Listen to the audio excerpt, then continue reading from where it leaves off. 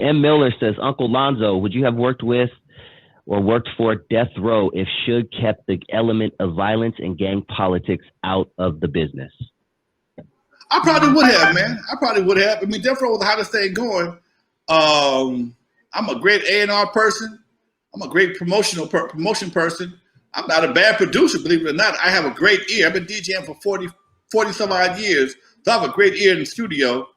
But I just think I ain't got time for bullshit, man. That's and that's probably where when you reach a certain age, you don't want a bunch of bullshit in your life. Man, I want to go home. I ain't trying to get followed. I ain't trying to get punched up. I ain't trying to prove nobody. I ain't no punk. I did all that already. Okay, I ain't trying to catch no cases. I ain't trying to fight no cases. But yeah, I might have done something on remote. There was a lot going on with Death Row, man. Death Row had a whole lot of moving parts, man. You got Bloods and Crips, Snoop and Tupac. You got the SUGE factor. Then the answer would be yes, if not without for all the gang activity. Yeah, but Death Row would literally not be Death Row if it were not for that. So that's kind of a question that's very, very, very hypothetical, right? If anything, I would have been a consultant to SUGE. If he didn't listen, I would have been a consultant to SUGE. SUGE, sit your big ass down. Exactly. Fuck it up. That's the one thing that hip hop even today don't have. Even today don't have that. Hip hop is like a child. Hip hop is like a child that never had a father figure at all. Okay. Oh, wow. Yeah. Hip hop is like a child, never had a father figure, never had nobody spank his ass, never had nobody take nothing from him, never had nobody to discipline him, nobody put him in check. It's like they just ran wild because they making money. Let them do what they want to do. I don't care. They're making money.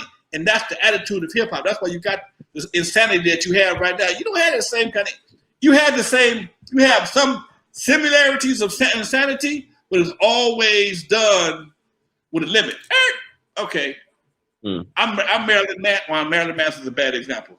I'm Ozzy Osbourne. I'm biting these chicken heads off. Then I got tripped, and then Peter started having a fit. So I started using fake chickens. I'm still biting the head off of the dead of what looks like a chicken, but I ain't fucking with Peter no more. Okay. And at some point in time, he got him enough money. He stopped tripping. Gene Simmons, same thing with Kiss. I got to use these radical cats because these were some radical dudes back in the day. Okay. Yeah. I'm gonna do this devil thing, and I'm a little crazy. I got the tongue thing. I got the 4-man band. I'm looking like a bunch of demons on stage, but I will wash my face and I go home and I'm gonna live in a mansion. Yep. I'm good for the rest of my life. David Lee Roth, one of my favorite white boys. Crazy dude. I love David Lee Roth back in the day when he was head for Van Halen. And he was doing this crazy ass antics, kicking his legs up, doing all this crazy stuff. Now he said, I'm cool. I got enough crazy going on. I'm gonna chill out, cut his hair. Now he's a grown ass man kicking back. And that's the difference between hip hop and other forms of music. Motherfuckers stopped doing dumb shit long enough to live, to enjoy the money they made. They stopped doing dumb shit at an early enough age where they can enjoy the money. Look back, look what I did back in the 80s, man. Look what I did back in the 90s. Negroes don't do that. Hip hop don't do that. Hip hop dies in 35. It's like the maximum. I mean, come on, man. Not saying it's the maximum, but you know what I'm saying. Folks, anybody past 50 is old. White boys is and the other acts is dying in their 70s and 80s of natural causes. Folks ain't making out their 40s. Most cats don't even die from natural causes. They die from some other shit. Mm-hmm. Then you got the other factors in the game that controllable, but because you're moving so fast, you don't pay no attention. Like your heart, your lungs, your blood pressure. Damn. These days, when you start getting around 45 or 50, that shit changes. Ask me how I know. Okay? You can't be out there trying to drink up all the Hennessy, snort up all the dope, do all kind of drugs. Look at Lil Wayne. Lil Wayne ain't 40 yet. Look how bad he look. Keep it at 100. He looks worse than Whoopi Goldberg. He looks like Whoopi Goldberg on a bad day. That dude looks horrible. What is he, 35 or 40 years old? He's younger than me, definitely. I'm 43. So okay. That dude looks horrible. But that's that syrup, okay? That's that syrup. Man. That's that crazy lifestyle. The man looks like a fucking gremlin, okay? Yep. He looks like a fucking gremlin. You know, one of my favorite acts, I was crushed when this dude died. I liked him. Heavy D. I liked Heavy D. Man, me too. I love Heavy D shit. Big old dude dancing and having a good time. But you can't push all that weight all the time, man, for a long time. Yeah. And not have an effect on your heart. Same thing with Big Pun. Yeah. Same thing with Big Pun. Same Biz thing Marquee. with Biz Marquee. Yeah, the list goes on, man. Nate Dogg, Bad Boy. But you can't live on a Hennessy diet, man. You got to put some water in your system, dude. You got to do that. And that's the part where cats ain't making the transition because they're not transitioning up here. Okay, I done chased enough hoes. I drink enough Hennessy. I'm gonna back down. I'm gonna drink one bottle a week as opposed to a bottle a night. Okay, I'm gonna take my ass to sleep sometime. I'm gonna do something different because you got to. I see my boys. I'm so proud of my boys. He might be on the line, but he ain't paying me for this. I'm so proud of my boy Mike T from Compton's Most Wanted. Oh yeah, that dude, and out drinking back in the day. That Negro can drink. That man, he don't drink. He said, Mike, I'm on my boat. I'm fishing. I got me a new drug, fishing, my boat, my camper. Yeah. That's what you want to transition into, man. You ain't got to be a gangster or a fool all your life. What you got to prove? Yeah.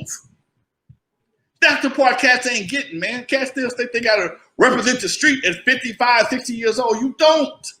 You don't. At some point in time, the baddest soldier in the world gets to retire from the game. Yeah. And that's the part hip-hop is missing. They don't have anybody show cats how to transition into another lifestyle. Just just tell them to sit the hell down. They don't have someone to literally just tell them to sit the hell down.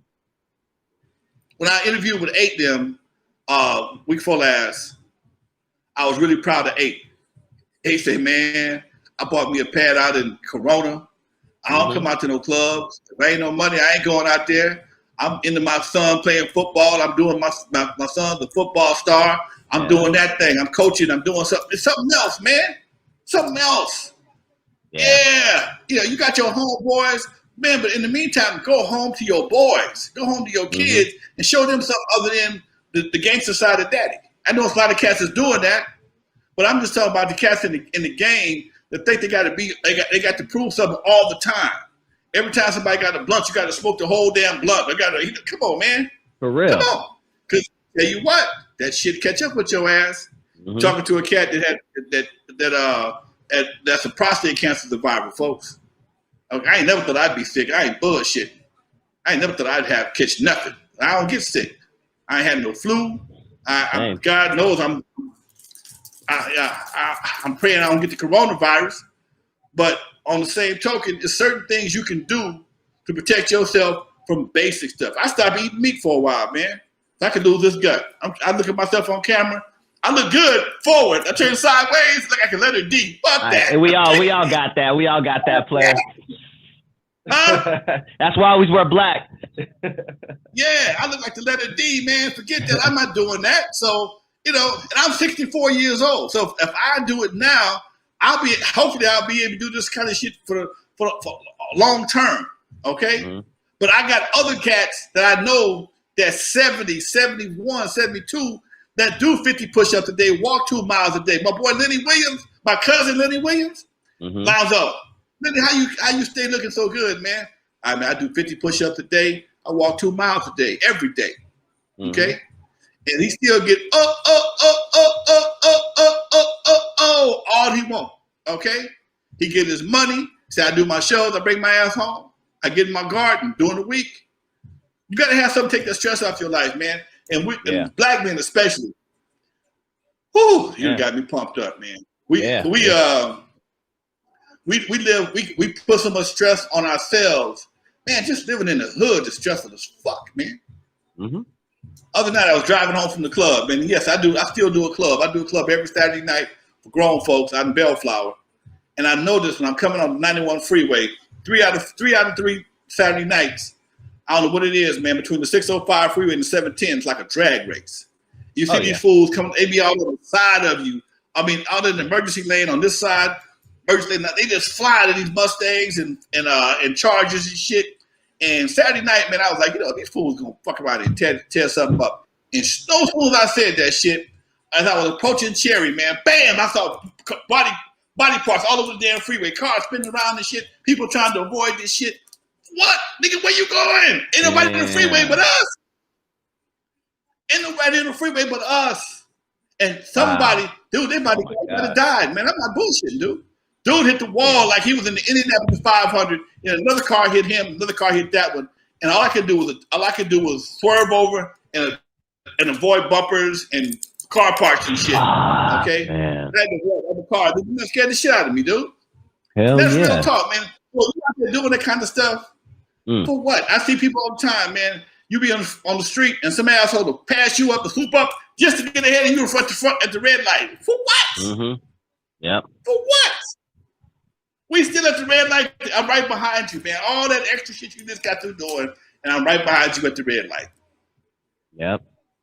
Okay. Yeah, man. So these are some things that you can control yourself, along with eating better and drinking some water and just getting your ass some rest. But you can't be up partying all night long. You can't screw every chicken on the set. My daddy told me this a long time ago. It's some old man shit to young man shit. Get you some money, get you some ass, take your ass home. Okay, get you a little bit of money, get you some money. Because you can't get all the money, can't get all the ass. Get you some ass, get you some money, take your ass home. Mm-hmm. Real talk. That's perfect. Real talk. I love when you drop that grown man enlightenment game, man. And see, that's the part. See, people make a lot of money off of advertising and promoting our mistakes, man. The bullshit. TMZ, Vlad, all of them make a shitload of money off the dumb shit we do. They say, man, he did what? We get a camera over to that fool's house. And they get views, likes, and shares, advertising revenue, the whole 9 yards, just reporting on the shit that we did. And a lot of people think because we did some gangster shit, we have an obligation to tell somebody, and the statute of limitations still ain't up yet. And you wonder why the feds or the police come knocking on your door.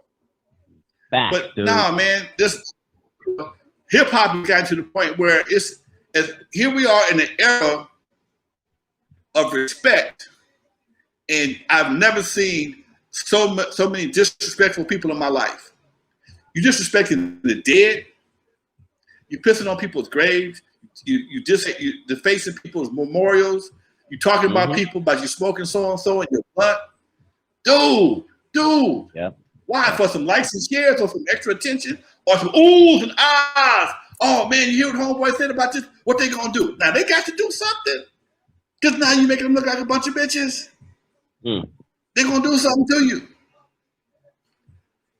Anyway, man, we've been an hour already, man. Shit. Yeah, man, I'm telling you, man, I love these conversations. They go by so fast. But thank you, everybody, for tuning in. And we had a couple of questions that we couldn't get to, but I put them in my folder here, and we will get to them next week. Let's see here. One more question. Let's do it.